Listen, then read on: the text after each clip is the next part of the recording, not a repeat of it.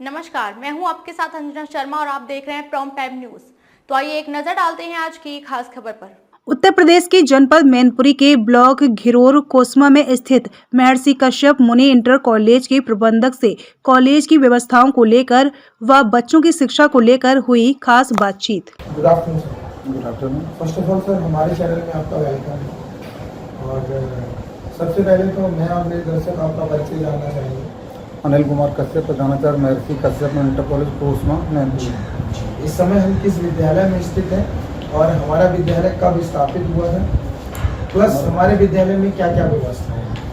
हमारा विद्यालय 1998 में प्रारंभ हुआ था जी। उसके बाद 2004 में हाई स्कूल की मान्यता हुई जी। और 2014 में इंटर की मान्यता हुई। जी। क्या स्ट्रेंथ क्या है हमारे विद्यालय में? 371 बच्चे हैं, 6 to 12, 6 से 12। जी। तो जैसा कि सर आपने हमें बताया कि आपके यहाँ जो स्ट्रेंथ है वो 371 की है। हाँ जी सर। मैं और मेरी टीम अराउंड 3 से 4 जिले हम लोग एजुकेशन सेक्टर में कवर करते हैं। और आज जो मैं आपका इंटरव्यू स्टार्ट कर रहा हूँ, इस इंटरव्यू में जो भी क्वेश्चंस होंगे वो सर्वे के अकॉर्डिंग होंगे और सर्वे से रिलेटेड ही मैं आपसे क्वेश्चन पुट अप कर रहा हूँ। तो मेरा आपसे पहला सवाल, जैसा कि आपने बताया 371 आपके स्ट्रेंथ है, उस स्ट्रेंथ में मैं समझता हूँ सभी बच्चे एक समान नहीं होंगे। नहीं, कई बच्चे आपके यहाँ परफेक्ट होंगे, कई वीक होंगे और कई मीडियम होंगे। तो जो वीक बच्चे होते हैं उनको आप किस तरीके से परफेक्ट बनाते हैं, क्या स्ट्रेटेजी होती है उसके पीछे? जो बच्चे कमज़ोर होते हैं पढ़ने में जी। उनके लिए एक्स्ट्रा घंटे की व्यवस्था करते हैं। जी। जिस विषय में कमज़ोर होते हैं जी। उनके लिए। जी। और क्या क्या किस तरीके से और कोई स्ट्रेटेजी यूज करते हैं? नहीं, उनका एक्स्ट्रा घंटे की व्यवस्था करते हैं जो कमज़ोर होते हैं, उन्हीं विषयों में जिन विषयों में कमज़ोर होते हैं। वीक बच्चों को कैच कैसे करते हो, कैसे पता लगता है आपको कि ये बच्चा कमजोर है? तो क्लास में जो टीचर पढ़ाता है तो उससे मालूम पड़ जाता है कौन सा टीचर्स बच्चा के कमज़ोर है, द्वारा। प्रश्न उत्तर नहीं दे पाता है, काम नहीं सही ढंग से कर पाता तो कमज़ोर है। जी, टीचर्स के द्वारा आपको हाँ जी। पता। हमारे यहाँ टीचर्स कितने हैं अभी? 13 टीचर। 13+ हैं टीचर्स। हाँ जी। जैसा कि हम और आप और सभी लोग जानते हैं कि हमारे देश में जो शिक्षक को जो दर्जा दिया गया है वो भगवान का दर्जा दिया गया है। और कहते हैं ना कि अगर शिक्षक बेहतर होंगे तो ही शिक्षा बेहतर होगी। बिल्कुल सही बात है। जब हमारी कंट्री के अंदर शिक्षक को भगवान का दर्जा दिया गया है तो मैं समझता हूँ शिक्षक को अपनी पूरी जिम्मेदारी के साथ अपने कार्य को करना चाहिए। जब वो अपना कार्य पूरी जिम्मेदारी के साथ करेगा तो ही बच्चों का भविष्य बेहतर होगा, और जब बच्चों का भविष्य बेहतर होगा तो ऑटोमेटिकली देश का भविष्य उज्जवल होगा। तो इसमें कई शिक्षक तो ऐसे होते हैं जो अपनी जिम्मेदारी को बखूबी समझते हैं, और कई टीचर्स के विपरीत भी होते हैं जिन्हें मैनेजमेंट की तरफ से समय दिया जाता है कि आप 8 से 1 विद्यालय में आइए, वर्क करिए, या जो भी पीरियड टाइमिंग्स होते हैं इस तरह के हमारे जो भी पीरियड टाइमिंग्स होता है, तो इस तरह के जो शिक्षक होते हैं जो अपनी जिम्मेदारी को नहीं समझते हैं उनके लिए किस तरह के मीटिंग्स होने चाहिए और किस तरह की गाइडलाइंस होनी चाहिए? प्रथम दृष्टया तो ये है कि हमारे यहाँ इस तरह कोई टीचर नहीं, मैंने एक आपके सामने सवाल रखा है। पूरी बात कह रहा हूँ। इंडिविजुअल मैं पूरी बात कह रहा हूँ, पूरी बात कह रहा हूँ। जी। प्रथम दृष्टया तो हमारे यहाँ कोई टीचर इस तरह का नहीं है। जी। दूसरी बात, शायद ही किसी प्राइवेट विद्यालय में ऐसी स्थिति हो कि ऐसे टीचरों को मौका दिया जा रहा हो, क्योंकि प्राइवेट विद्यालय सिर्फ और सिर्फ आधारित होते हैं अपनी एजुकेशन के दम पर, नहीं तो वो समाज में टिक नहीं पाएंगे। हमारे पड़ोस में गवर्नमेंट विद्यालय है, उसमें खाना मिलता है बच्चे को, उसमें ड्रेस मिलती है, किताबें मिलती हैं, सारा कुछ फ्री मिलता है। अब उनके प्रतिस्पर्धा में जो हम खड़े होंगे, उनसे कुछ अच्छा करके देंगे तभी तो बच्चा हमारे यहाँ आएगा, नहीं तो क्यों आएगा? ना सरकारी में पढ़ने जाएगा, क्या दिक्कत है? अगर हम पढ़ाएंगे नहीं तो फिर उसे यहाँ भी नहीं पढ़ाई मिलेगी, वहाँ भी नहीं पढ़ाई मिलेगी, तो फिर वहीं जाएगा जहाँ कुछ लग तो नहीं रहा है। यहाँ हम फीस लेंगे उससे, वहाँ उसे फीस नहीं लगेगी, वहाँ उसे ड्रेस मिलेगी, वहाँ उसे खाना मिलेगा, वहाँ उसे किताबें मिलेंगी, सारी सुविधाएं मिल रही हैं तो वहाँ जाएगा। और प्राइवेट में जा रहा है, उसका कारण क्या है कि सिर्फ और सिर्फ प्राइवेट विद्यालय में अच्छा अनुशासन है, पढ़ाई है। अभी आप पीछे देखेंगे एक ही बच्चा कहीं घूमते हुए दिखाई नहीं दे रहा होगा। अभी आप गवर्नमेंट विद्यालय में चले जाएं, एक इधर जा रहा होगा, एक उधर जा रहा होगा, चे में इधर उधर फालतू दुनिया भरी सिस्टम आपको देखने को मिलेगा, लेकिन ऐसा प्राइवेट विद्यालय में नहीं मिलता है।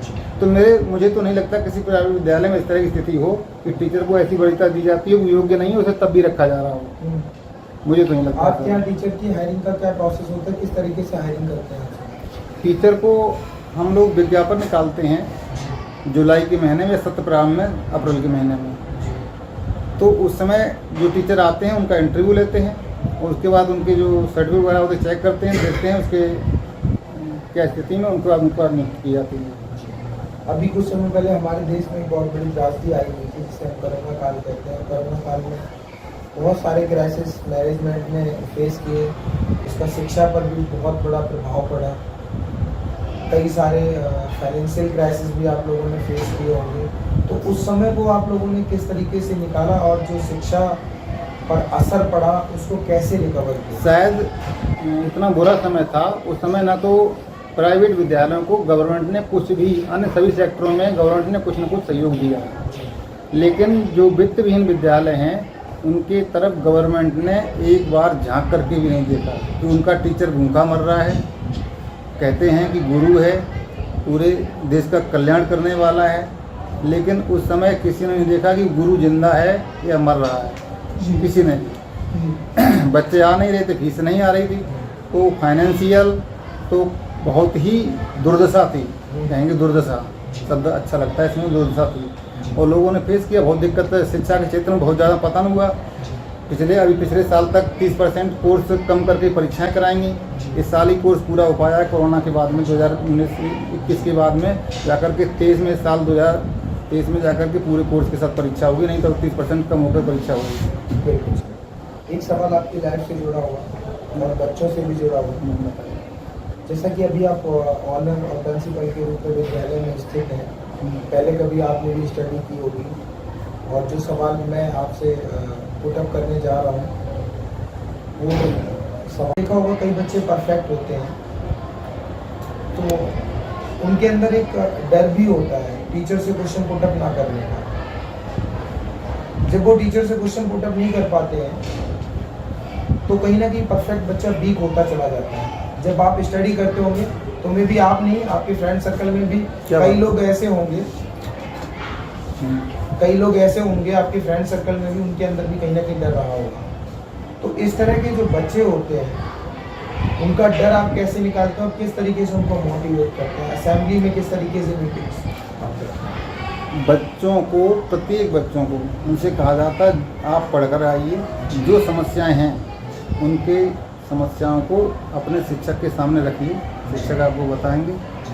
और किसी कारण से आपको शिक्षक को बताने में कष्ट हो रहा तो हमें, हमारे पास आ जाइए, हमें बताइए समस्या और उसका निराकरण आपको होगा। कंपटीशन का टाइम है, कॉम्पिटिटर बहुत ज़्यादा है सर। हमारे इसी रो में कई सारे विद्यालय हैं। हमारे विद्यालय में ऐसा क्या यूनिक है जो गार्जियंस अपने बच्चों के एडमिशन हमारे विद्यालय में कराएं? हमारे आसपास लगभग 13-14 इंटर कॉलेज हैं, 1-1.5-2 किलोमीटर के एरिया में, और छात्र संख्या हमारे यहाँ के अलावा आपको उन 13-14 में से किसी में नहीं मिलेगी। इसका कारण है अनुशासन। नंबर 2, लड़कियों की सुरक्षा। जो लड़कियाँ पढ़ने आती हैं उनको सुरक्षा देना। प्रत्येक कमरे में 2-2 कैमरा लगे हुए हैं, पीछे और आगे, जिससे किसी तरह की कहीं से भी कोई हरकत ना हो पाए। और उसके बाद में कोई बच्चा अनुपस्थित रहता है, कोई समस्या होती है, उसके गार्जियन को पूछा जाता है कि बच्चा क्यों अनुपस्थित है, फ़ोन करके, और वो अपना कार्ड बताते हैं, बीमार है या कोई और कार्ड है, घर पे काम है। इस तरह से काफ़ी देखभाल की जाती है, इसलिए हमारे यहाँ बच्चों की संख्या ज़्यादा रहती है। बहुत अच्छा सर। गांधी जयंती का समय आने वाला है और गांधी जयंती के शुभ अवसर पर आप हमारे चैनल के माध्यम से गार्जियंस को, दर्शकों को क्या मैसेज देना चाहते हैं?